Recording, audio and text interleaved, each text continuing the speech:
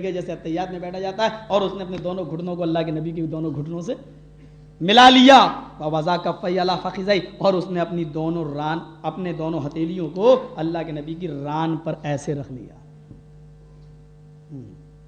قال اخبرنی عن الاسلام یا محمد، یا رسول اللہ اس نے نہیں کہا، اس نے آ کر ڈائریکٹ نام لیا، یا محمد اخبرنی عن الاسلام، اے اللہ کے رسول مجھے اسلام بتائیے کہ کس کو کہتے ہیں۔ حضرت عمر کہہ رہے ہیں ہم اس کو جانتے نہیں ہیں، ولا نعرف احد، ہم میں سے کوئی بھی اس کو نہیں جانتا۔ یہ حدیث سامنے لانے سے پہلے ذرا غور کر کے دیکھیے، اس کے بال کالے تھے، ہمارے یہاں سفید ہو جاتے ہیں تو کالا خضاب لگا کر کالے کیا جاتا ہے، مہندی لگانا ایک الگ چیز ہے، وہ سنت ہے، لیکن بالوں کو کالا کرنا، کالا خضاب لگانا، جس نے دنیا کے اندر اپنے سفید بالوں پر کالا خضاب لگایا، سود اللہ وجہہ یوم القیامہ، مسند احمد کی حدیث، اللہ تعالیٰ اس کو کہ چہرے کو قیامت کے دن کالا کر کے اٹھائے گا۔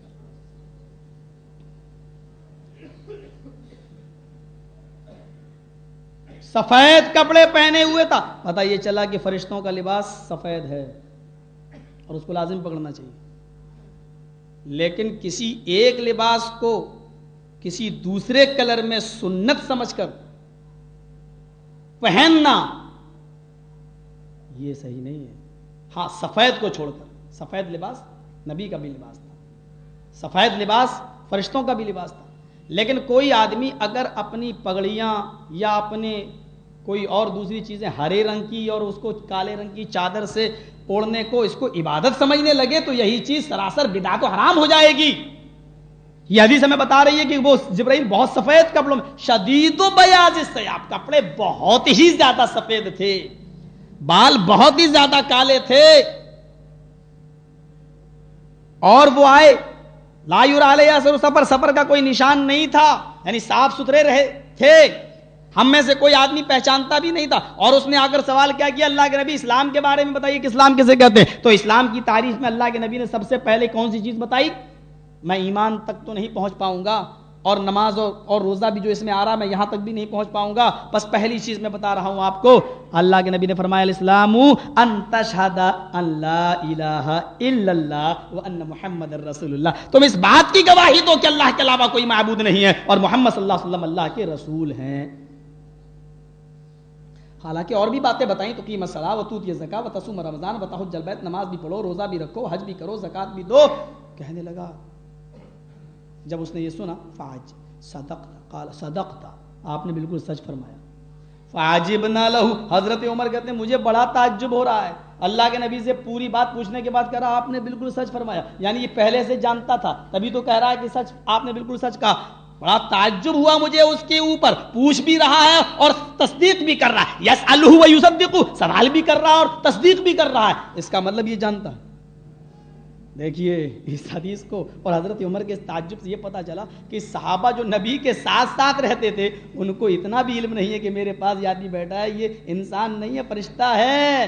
صحابہ کو اپنے قریب بیٹھے ہوئے آدمی کا، فرشتے کا علم نہیں ہے کہ انسان ہے یا فرشتہ ہے۔ ہمارے یہاں کے لوگوں کو اور ہمارے یہاں کے پیروں ولیوں کو قیامت تک کی بلیوں کا اور کتوں کا پتہ نہیں کس کس کا علم ہو جاتا ہے کہ سب کچھ ہے۔ یہ حدیث ہمیں اس بات کی دلیل ہے اور یہ بتلا رہی ہے کہ حضرت عمر ایک صحابی ہیں، نبی اکرم کے ساتھ رہتے تھے، بلکہ اللہ کے رسول صلی اللہ علیہ وسلم کے اوپر کوئی ٹیڑھی نظر کرتا تھا تو عمر فاروق کی تلوار میان پہ مچلنے لگتی تھی کہ نبی کا اشارہ ہو میں اس کی گردن اڑا دوں، اور یہ پہلا مرد مجاہد ہے جس کے بارے میں اللہ کے نبی نے کہا تھا عمر تلوار نکالنے میں جلدی مت کیا کرو، تم تلوار نکالتے ہو تو میں آسمان کی پیشانی پہ پسینہ دیکھ لیتا ہوں۔ تصور کیجئے کہ اتنے بڑے جلیل القدر صحابی جن کے بارے میں اللہ کے نبی نے کہا تھا عمر انت فی الجنہ، عمر فی الجنہ، عمر فی الجنہ، عمر تم جنتی ہو، عمر تم جنتی ہو، جب ان کو یہ نہیں معلوم کہ یہ فرشتہ ہے یا انسان ہے، کہہ رہے مجھے تعجب ہو رہا، سوال بھی کر رہا ہے۔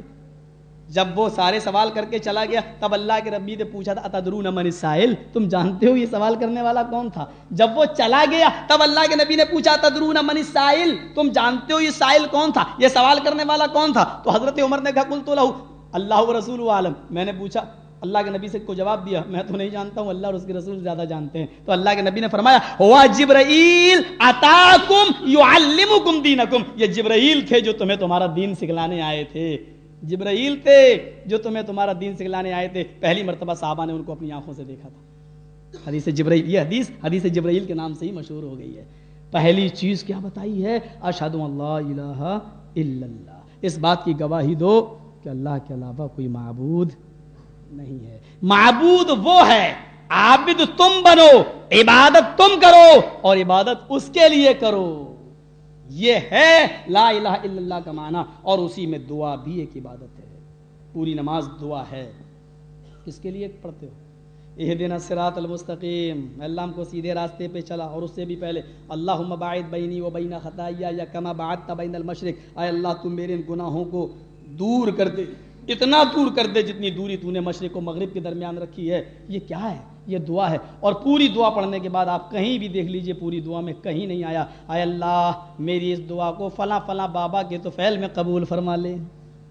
पूरी दुआ का तर्जुमा पढ़ डालो, अल्लाहुम्मा इन्नी ज़लमतु नफ्सी ज़ुल्मन कसीरा वला यग़फिरुज़्ज़ुनूबा इल्ला अंत। पूरी दुआ पढ़ लो, फ़ग़फ़िरली मग़फ़िरतम मिन इंदिक वरहमनी इन्नका अंतल गफ़ूरुर रहीम।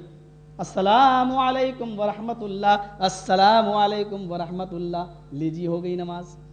पूरी नमाज में कहीं नहीं आया कि अल्लाह इसको तू रसूल के सदक़े में कबूल फरमा ले, या पूरी दुआ आपने मांगी, ये दुआ आपकी गई या नहीं गई ऊपर। दुआ भी एक इबादत है मेरे भाई, और ये भी सिर्फ एक अल्लाह से करना चाहिए, उसी से मांगना चाहिए। और हमको अगर उससे ना मांगे तो कौन है जो वो देगा? मेरे भाइयों, उसने खुद कहा उदऊनी अस्तजिब लकुम, ओ मेरे बंदो तुम मुझे पुकारो मैं तुम्हें दूंगा। ओ मेरे बंदो तुम मुझे पुकारो मैं तुम्हें दूंगा।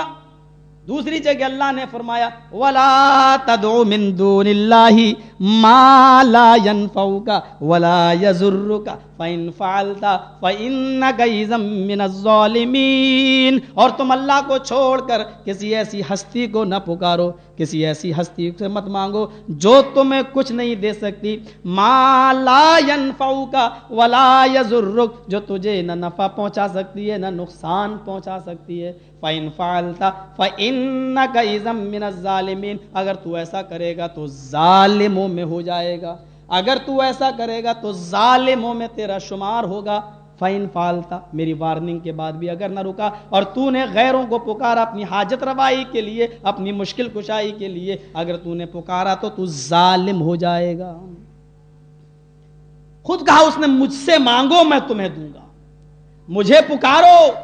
मौलवी साहब हम इनसे मांगते थोड़ी हैं, हम तो ये कहते हैं कि मेरी दुआ ऊपर तक ले जाओ। क्यों कहते हो? कि नहीं इनके अल्लाह से ताल्लुकात हैं, ये हमारे पीर वली जो हैं इनके ताल्लुकात हैं अल्लाह से। ताल्लुकात अगर हैं भी, मैंने मान लिया चलो हैं, तो इसका ये मतलब तो नहीं है कि ये ठेका ले लिए। देने वाली जात तो वो है। भाई आपका ये इलाका कौन सा कहलाता है? बोहरा पीर। यहां से स्टेशन कितनी दूर है आपकी? रेलवे स्टेशन 20 मिनट का, 2-3 किलोमीटर तो होगी। अब मैं आपसे ये कहूं कि मुझे हैदराबाद जाना है और स्टेशन पर पहुंचना है ट्रेन पकड़ने के लिए, और मैं आपसे ये कहूं कि नहीं अब तो मुझे स्टेशन मत छोड़ो, मैं यहीं रहूंगा, ट्रेन यहीं आएगी लेने के लिए, तो आप क्या कहेंगे? ये मौलवी पागल हो गया है, इसको पागल खाने में भर्ती करो। अबे ट्रेन यहां क्यों आएगी? स्टेशन पे चलना पड़ेगा तुम्हें। नहीं मैं तो नहीं जाऊंगा, वो यहीं आएगी। अरे यहां कैसे आएगी? आज तक आई है? नहीं, वो ट्रेन के ड्राइवर से मेरे ताल्लुकात हैं, वो ले आएगा यहां तक।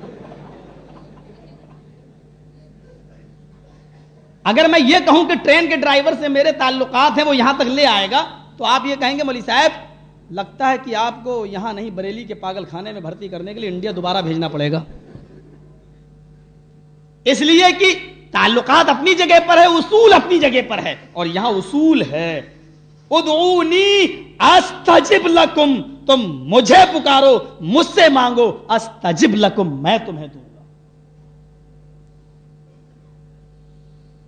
एक आदमी जुब्दानी से दमिश्क एक इलाके का नाम था, जुब्दानी में अपनी सवारी बिठाता था और दमिश्क तक छोड़ता था तांगे पर, खच्चर पर, और दमिश्क से लाता था जुब्दानी को मैं छोड़ता था। एक दिन का वाकया है कि उसकी सवारी पर एक आदमी बैठा और कहने लगा ये पूरा तांगा पूरा खच्चर मैं अपने हवाले लेता हूं और उसका किराया मैं तुम्हें दूंगा, मुझे दमिश्क छोड़ दो। उसने कहा ठीक है चलो। चलने लगा। रास्ते में 2 सड़कें 2 रोड मिलते थे, ये जिससे बराबर आता जाता था उसी से चलने लगा। जो सवारी बैठी थी उसने कहा नहीं इस रास्ते से चलो। कहा नहीं भाई मैं तो ये रास्ता जानता नहीं हूं, मैं तो इसी रास्ते से बराबर ले जाता हूं और इसी रास्ते से ही मैं लेके चलूंगा। कहा नहीं ये रास्ता करीब का है और मुझे यहां उतरना है, थोड़ी दूर चलो। मैं जानता हूं, मैं जाऊंगा भी और फिर वापस आऊंगा भी तुम्हारे साथ, तुम्हें डरने की जरूरत नहीं। उसने सोचा चलो कोई बात नहीं, सवारी बैठी है, पूरा तांगा बुक किया है, बैठ गया उसी के ऊपर, उसी और मोड़ दिया घोड़े तांगे की लगाम को, खच्चर की लगाम को उसने मोड़ दिया और उसने दूसरा रास्ता पकड़ लिया। थोड़ी ही देर चला था, क्या देखता है कि एक बियाबान जंगल के अंदर पहुंच जाता है। और जैसे ही बियाबान जंगल के अंदर आया, अल्लामा इब्न क़य्यिम ने इस वाक़े को अपनी किताब सिफ़तुस सफ़वा के अंदर नकल किया है। जैसे ही बियाबान जंगल के अंदर पहुंचता है, इसने अपने तांगे को रोका, सवारी उतरती है, इसने दाएं बाएं देखा तो लाशें ही लाशें पड़ी हुई हैं, इंसानी लाशें पड़ी हुई हैं, किसी की गर्दन कटी पड़ी है, किसी का ताजा ताजा खून बह रहा है। ये डरने लगा। इसने जब तक अपनी सवारी की तरफ देखा, जो सवार होकर आया था उसकी तरफ देखा, वो आदमी रुमाल से अपनी छुरी को साफ करते हुए इसी की तरफ बढ़ रहा है। इसने कहा मेरे भाई ये क्या कर रहे हो? उसने कहा कि जो कुछ तेरे पास माल हो वो निकाल दे। ये भागता है, तेजी के साथ भागना इसने शुरू कर दिया। उधर से पीछे वाले आदमी ने, कातिल ने भी उसका पीछा करना शुरू कर दिया। ये पीछे देखता जाए और भागता जाए, पीछे देखता जाए भागता जाए। जब इसने पीछे मुड़ के तीसरी बार देखा तो अचानक इसका पैर फिसल जाता है और ये वहीं गिर जाता है और पीछे वाला आदमी इसको पकड़ लेता है। कहा भाई मेरे पास जो माल है वो ले लो, मेरा तांगा, मेरा खच्चर, मेरा सामान भी तुम ले लो, लेकिन मेरी बीवी, मेरे बच्चे हैं वो मेरे ही ऊपर, उनका पूरे घर का इंहिसार मेरे ऊपर है, मुझे छोड़ दो। उसने कहा ये माल, ये दौलत, ये खच्चर, ये तांगा सब मेरा तो हो ही चुका है, लेकिन इसके बावजूद मैं तुझे कत्ल भी करूंगा। कहने लगा तो फिर मुझे 2 रकात नमाज पढ़ने की मोहलत दे दो। पानी न मिला, उसने तयम्मुम किया। तयम्मुम करने के बाद अल्लाहु अकबर कहकर इसने नियत बांध ली और पढ़ने लगा अल्हम्दुलिल्लाहि रब्बिल आलमीन अर्रहमानिर रहीम मालिक यौमिद्दीन इय्याका नअबुदु व इय्याका नस्तईन गैरिल मग़दूबि अलैहिम वलद्दाल्लीन पर आ जाता है। और यहाँ के बाद अब वो सोच रहा है या अल्लाह क्या करूं, उसकी जुबान आगे चलती नहीं, दिल में धक धक भी होती जा रही है, बीवी बच्चों का ख्याल भी जाहिर बात है फितरी चीज़ है, वो उसको सता रहा है। अचानक इसकी ज़बान पर कुरान की आयत जारी हो जाती है, अम्मन युजीबुल मुस्तर्र इज़ा दआ व यक्शिफुस सू, वो कौन ज़ात है जो मुसीबत में अपने मुसीबत ज़दा बंदे के काम आती है। वो कौन ज़ात है जो अपने बंदे की तमाम मुसीबतों को दूर कर देती है जब बंदा उसे पुकारता है। ये बार बार इसी आयत का विर्द करने लगता है। इतने में क्या देखता है, कोई सफेद कपड़े पहने हुए, हाथ में नंगी तलवार लिए हुए चला आ रहा है और वो आते ही ने चश्मे ज़दन में उस कातिल के पेट में तलवार मारता है और उसको कत्ल करके चला जाता है। चूंकि ये नफली नमाज थी, उसने देखा यह आदमी जा रहा है, उसने भी नमाज तोड़ दी और इस आदमी से पूछने लगा मेरे भाई तुमने मेरी खूब मदद की, आखिर तुम अपना नाम तो बताओ। उसने कहा तुम्हें अपना नाम मैं नहीं बता सकता, मुझे अल्लाह ताला ने तेरी मदद के लिए भेजा और मैंने तेरी मदद की इसलिए कि तूने इस नाजुक मोड़ पर अपने मौलाए हकीकी को पुकारा, तूने अल्लाह को पुकारा और अल्लाह ने मुझे तेरी मदद के लिए भेज दिया।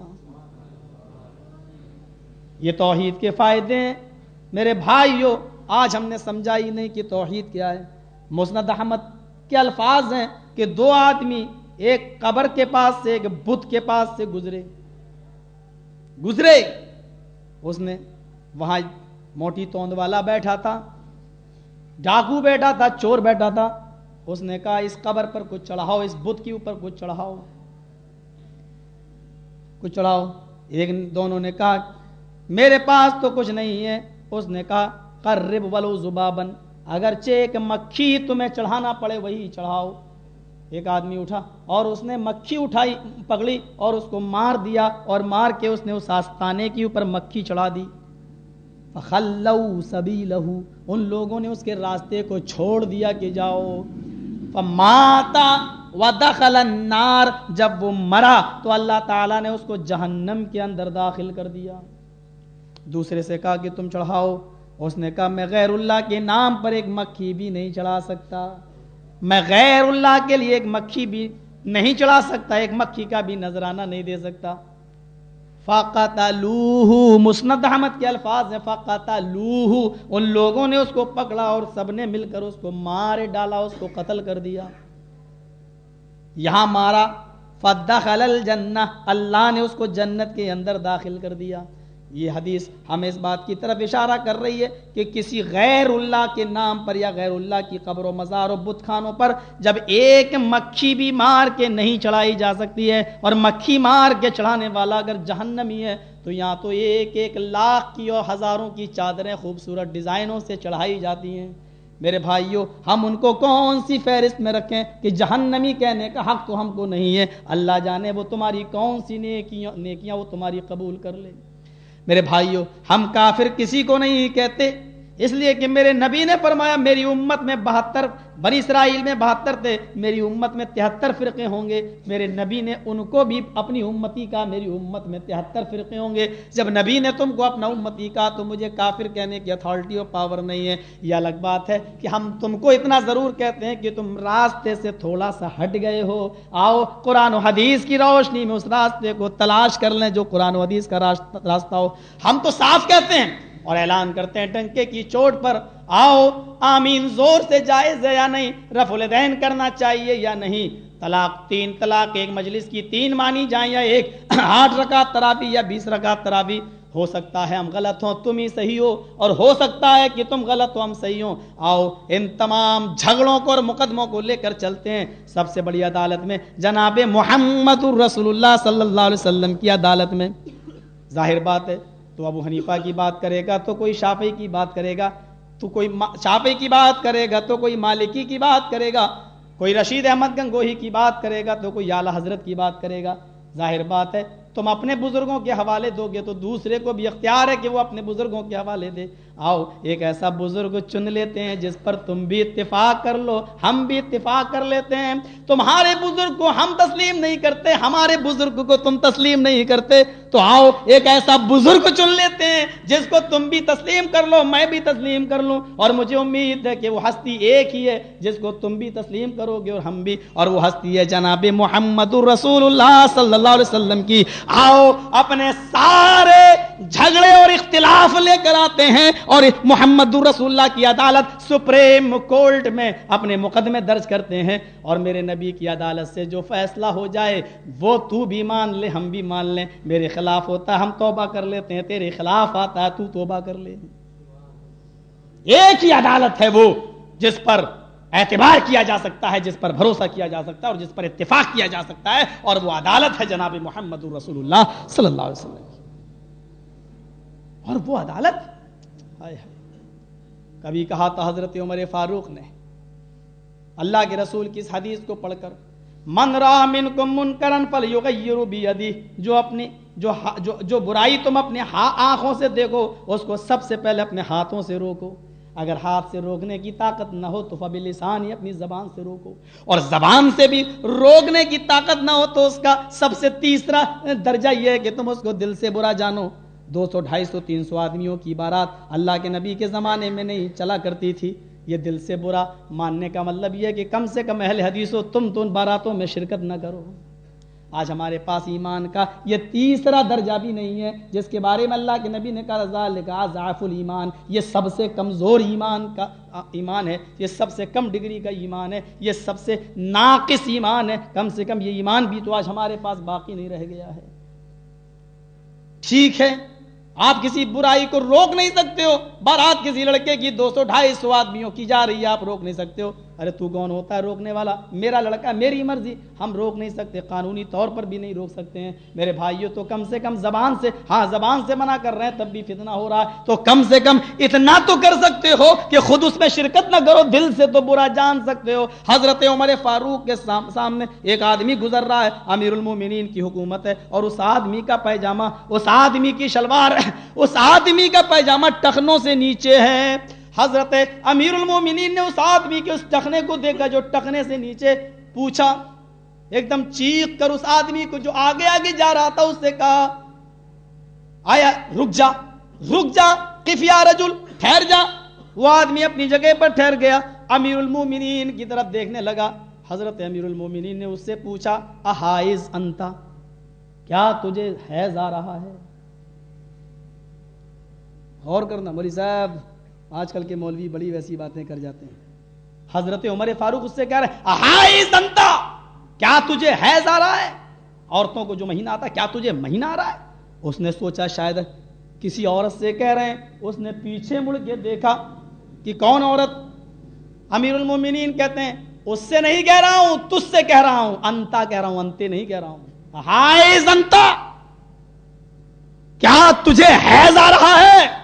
मुस्तदामत के अल्फाज। वो क्या कहता है वो शख्स, हल यहीजुर रजुल, ऐ अल्लाह के नबी, क्या मर्द, अमीरुल मोमिनीन, ऐ उमर फारूक, क्या मर्द को भी हैज आता है? कैसी बात आप कर रहे हैं? हल यहीजुर रजुल, क्या मर्द को भी हैज आता है? तो अमीरुल मोमिनीन ने क्या कहा, क्या मर्द भी टखने से नीचे पैजामा पहनता है? क्या मर्द भी टखने से नीचे पैजामा पहनता है? ये तो औरतों के लिए हुक्म है कि वो टखने ढाकें, और तू औरत बन के आया, इसीलिए मैंने सोचा शायद तुझे हैज आ रहा हो।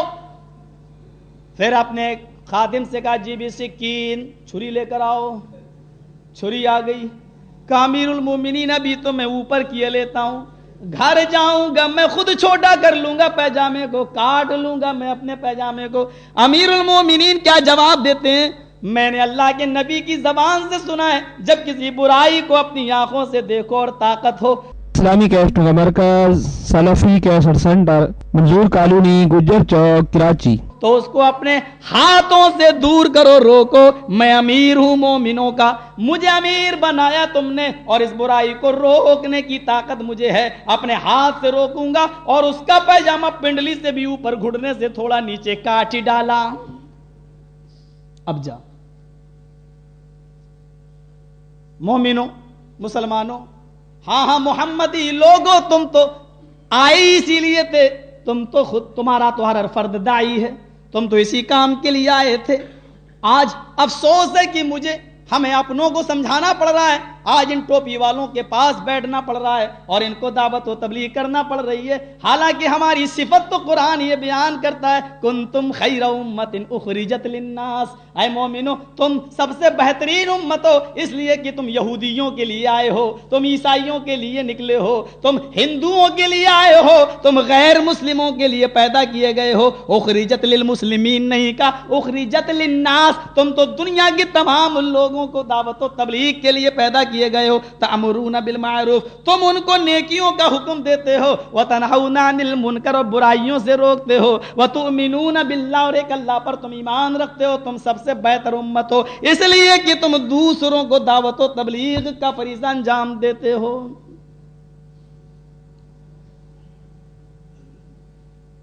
भोपाल मध्य प्रदेश का एक कैपिटल है, राजधानी है स्टेट की इंडिया में। वहाँ एक बार तकरीर कर रहा था, तो ऐसी भीड़ थी जैसे आपका मजमा लगा हुआ है वहाँ तक, जहाँ तक मेरी नज़र जा रही है। तो दूर से एक आदमी चल के आया वहाँ से, कहता है, ए मौलवी साहब ये माइक हटाओ। मैंने कहा इसको क्या कोई जिन्नात आ गया इसके ऊपर? मैंने कहा क्यों, माइक क्यों हटाओ? कहा कि तुम लोग तो वसीला मानते नहीं हो, तो ये माइक का वसीला क्यों लियो? मैंने कहा कहना क्या चाहता है? कहा कि इतनी दूर तक तुम बगैर माइक की आवाज पहुंचाओ। मैंने कहा नहीं पहुंचेगी। कहा क्यों नहीं पहुंचेगी? मैंने कहा यार नहीं पहुंचेगी, वहां जो इतनी दूर लोग खड़े हुए हैं वो नहीं सुन पाएंगे बगैर माइक के, और मैं कितना चीखूंगा। तो इसको किस लिए लगाया? मैंने कहा इसलिए ताकि दूर तक आवाज जाए। कि अच्छा اتنی دور تک تو تمہاری آواز بغیر مائک کے وسیلے کے پہنچتی نہیں ہے، اتنی دور کیسے پہنچ جاتی ہے دعا بغیر وسیلے کے؟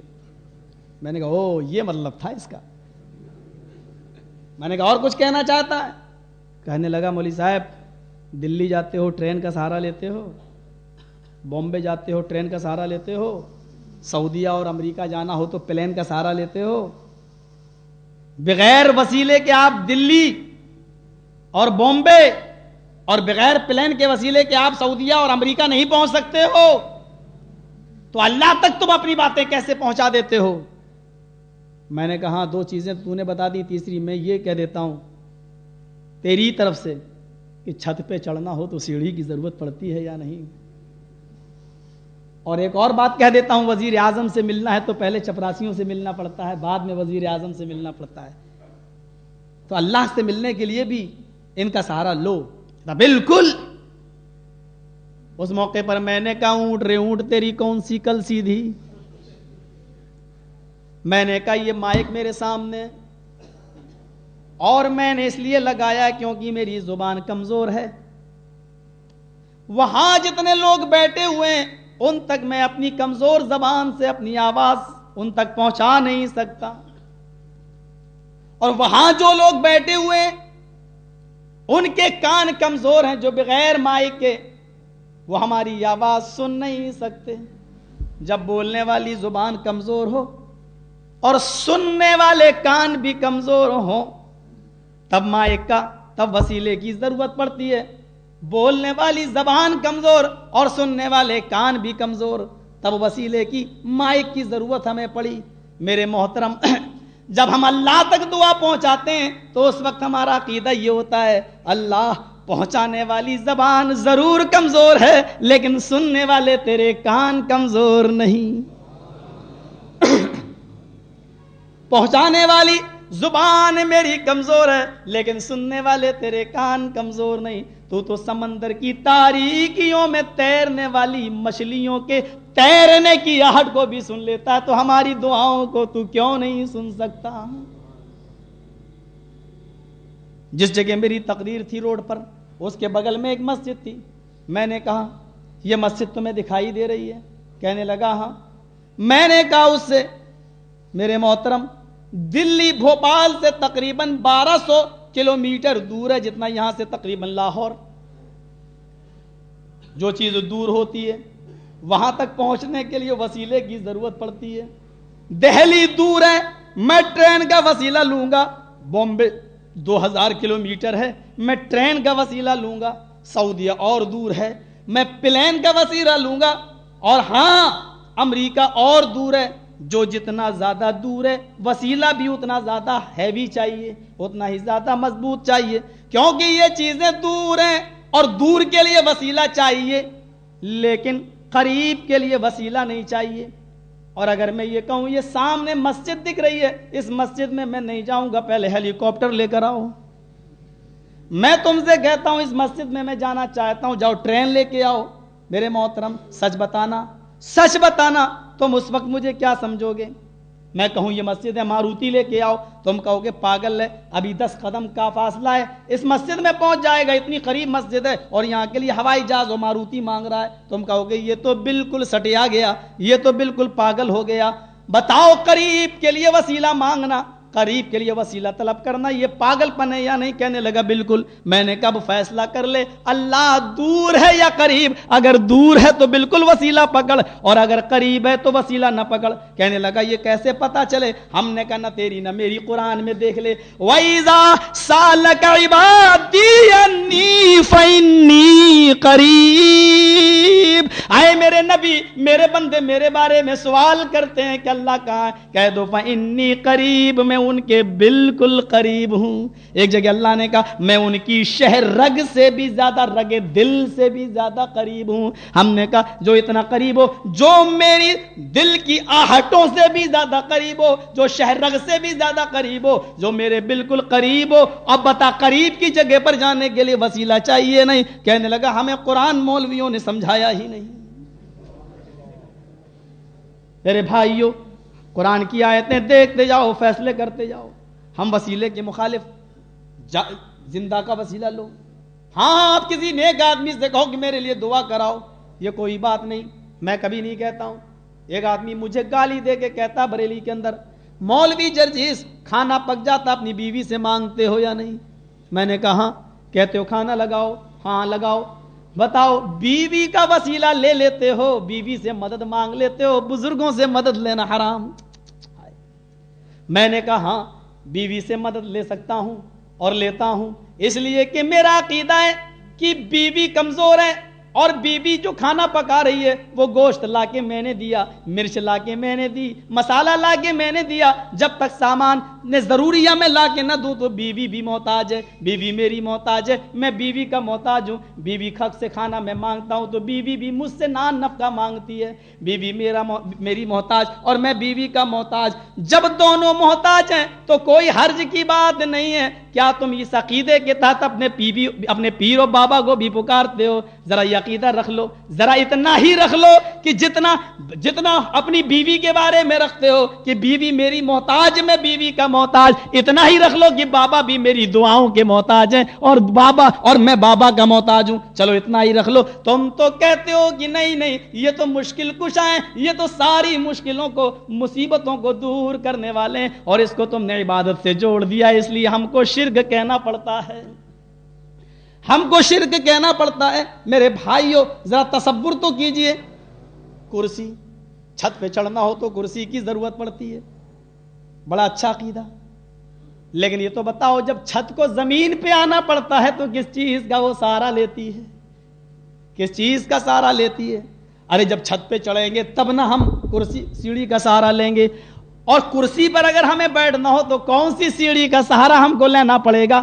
میرے بھائیو ہم یہی عقیدہ تو رکھتے ہیں، جب ہم سجدے میں جاتے ہیں تو یہ عقیدہ ہوتا ہے کہ اللہ دیکھ ہم اتنے نیچے، سبحان ربی الاعلی، تو سب سے اونچی ذات اعلیٰ تیری ہے، سب سے بلند تو ہے، ہم میں اور تجھ میں اتنا فرق ہے کہ میری پیشانی، میرا وجود زمین کی پستیوں سے اوپر نہیں ہے، اور تیری بلندی اور تیرا مقام آسمان کی رفتوں سے نیچی نہیں ہے۔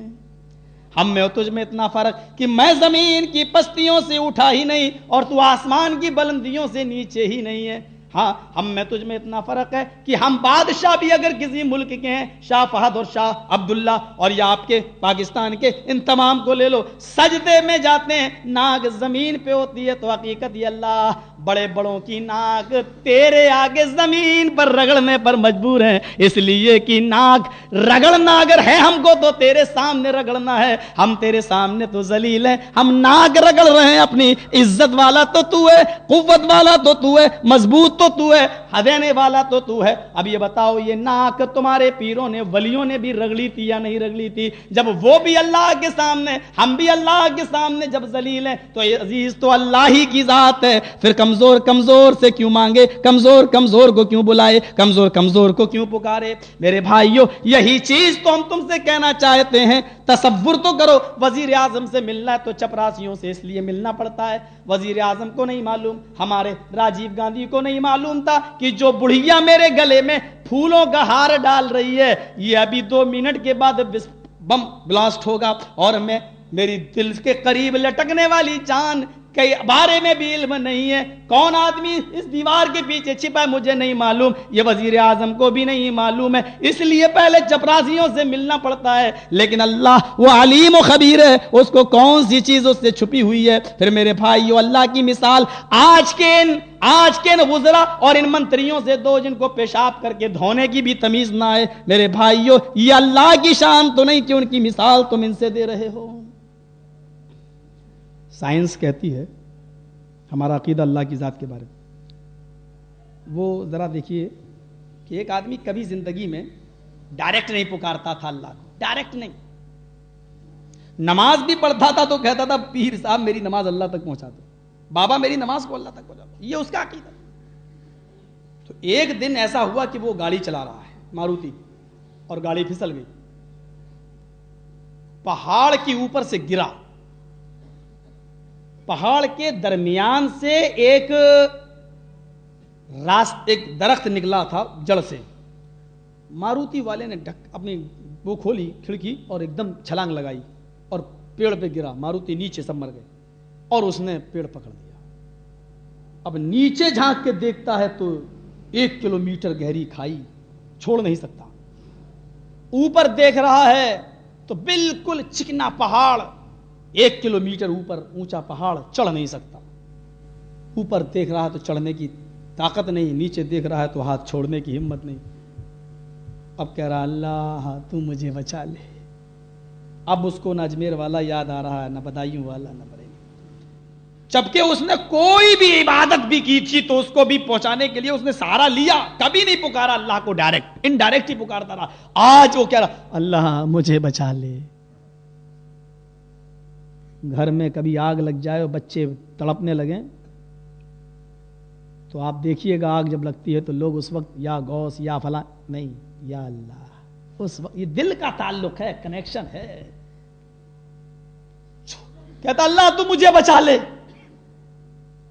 اللہ نے کہا اے فرشتو ادھر آؤ، آج تمہیں ایک نئی چیز دکھاؤں. میرے بندے نے کبھی ڈائریکٹ مجھے نہیں پکارا، لیکن آج پکا موحد بن گیا، آج مجھے پکار رہا ہے، بچا لوں. فرشتے کہتے ہیں اللہ مجھے تو آج بھی دال میں کالا لگ رہا ہے، مجھے آج بھی بھروسہ نہیں ہے اس کے اوپر. کہا کیا تم دیکھ رہے ہو یہ مجھے پکار رہا اور تم کہہ رہے ہو آج بھی مجھے بھروسہ نہیں ہے؟ اللہ مجھے تو نہیں ہے، تو عالم الغیب ہے، تو جان. اللہ نے کہا اچھا کرو، ایسا کرو کہ میں امتحان لے لیتا ہوں اس کا. حالانکہ اللہ جانتا ہے، لے لیتا ہے. اللہ نے کہا میرے بندے تو نے آج پہلی بار ڈائریکٹ مجھے پکارا اور میں بھی چاہتا ہوں کہ تجھے بچا لوں، لیکن میری ایک شرط ہے، پوری کر دے. مرتا کیا نہ کرتا، اندھے کو چاہیے 2 آنکھیں. کہتا اللہ ایک کیا تیری 20 شرطیں بھی ہوں گی تو میں پوری کر دوں گا، جلدی بتا کیا ہے. ہاں لٹکا ہے، 20 شرطیں کہاں سے پوری کر دے گا، پہلے ایک تو کر دے، ایک کر دے بس. کہا ٹھیک ہے اللہ میں ایک شرط تیری پوری کر دیتا ہوں، تو جلدی بتا لیکن مجھے بچا لینا. کہاں میں بچا لوں گا، بچانا میرا کام. کہا کیا ہے تیری شرط؟ اللہ نے کہا بندے میری شرط یہ ہے کہ اپنے دونوں ہاتھ چھوڑ دے. اللہ نے کہا بندے میری شرط یہ ہے کہ تو اپنے دونوں ہاتھ چھوڑ دے. اوپر سے نیچے دیکھتا ہے، نیچے دیکھ کے کہتا ہے اللہ بات تو تیری ٹھیک ہے لیکن یہ شرط تیری بڑی ٹائٹ ہے، بڑی تگڑی ہے. پہلے تو مجھے یہ تو بتا کہ میں چھوڑ دوں گا، نیچے گروں گا تو بچائے گا کیسے مجھے؟ نیچے تو کچھ نہیں ہے. پہلے تو بتا کہ میں چھوڑ دوں تو بچائے گا کیسے؟ فرشتوں نے کہا دیکھ اے اللہ میں نے کہا تھا کہ آج بھی تیرے بندے کو تیرے اوپر بھروسہ نہیں. اللہ نے کہا نہ، چھوڑنا تیرا کام، بچانا میرا کام. نہ پہلے تو بتا کہ مجھے بچائے گا کیسے. بچانا میرا کام، چھوڑنا تیرا کام. نہ پہلے تو بتا کہ بچائے گا کیسے. 2 دن ہو گئے، 3 دن ہو گئے، آٹومیٹک کیلشیم کی، آئرن کی کمی ہوئی، ہاتھ چھوٹے، نیچے گرا، رام رام ست. یہی کہو.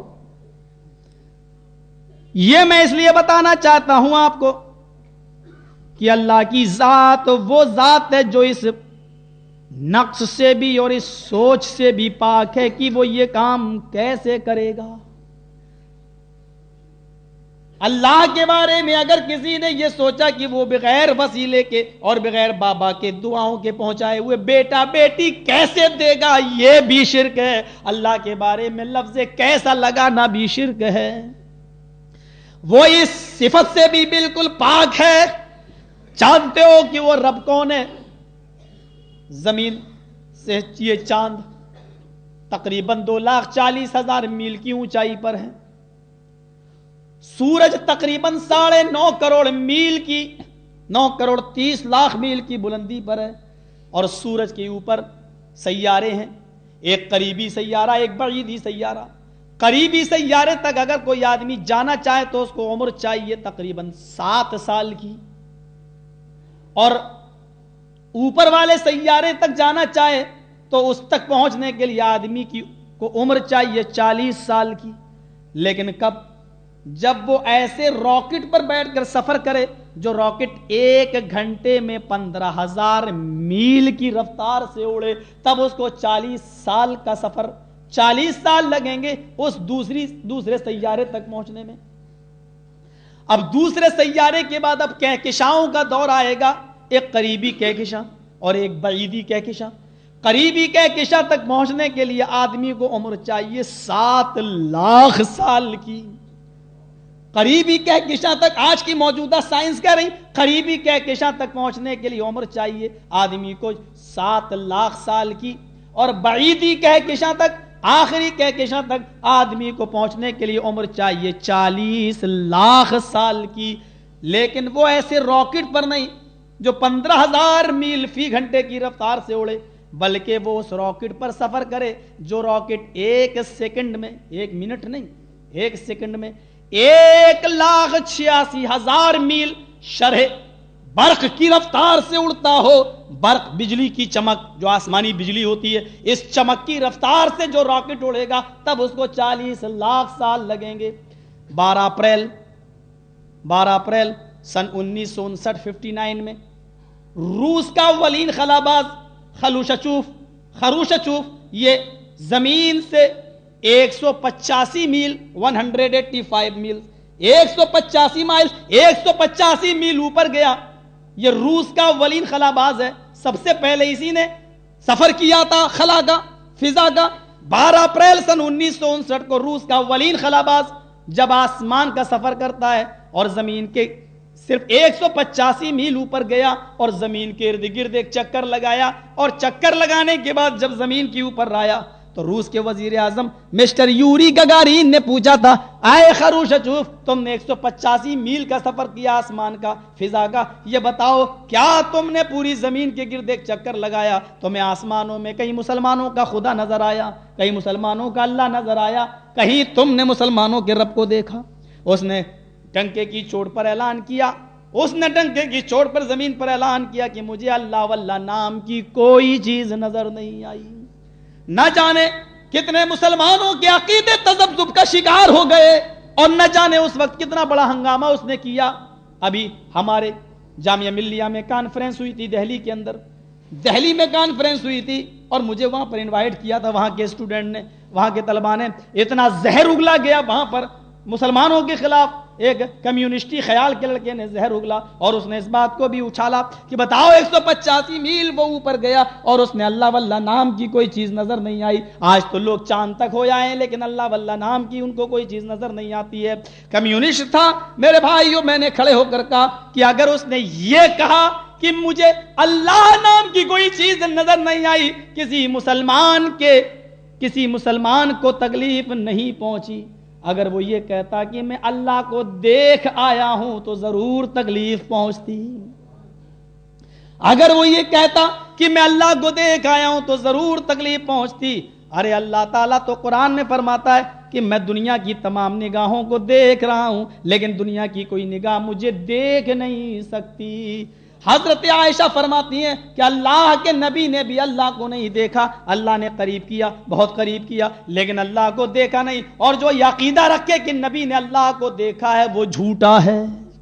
اما عائشہ کہتی ہیں جس نے یہ عقیدہ رکھا کہ نبی نے اللہ کو دیکھا تو وہ جھوٹا ہے. میرے بھائیوں, یہ گئے اللہ کو دیکھنے. ارے حضرت موسیٰ علیہ السلام جیسا پاکیزہ نبی, اللہ میں تجھے دیکھوں گا. اللہ کہہ رہا لن ترانی یا موسیٰ, تم مجھے نہیں دیکھ سکتے ہو. نہیں میں تو تجھے دیکھوں گا, تو چڑھ جا پہاڑ پہ. حضرت موسیٰ پہاڑ پہ جبل طور پہ چڑھ گئے. اللہ نے اپنے نور کی ہلکی سی تجلی دکھائی.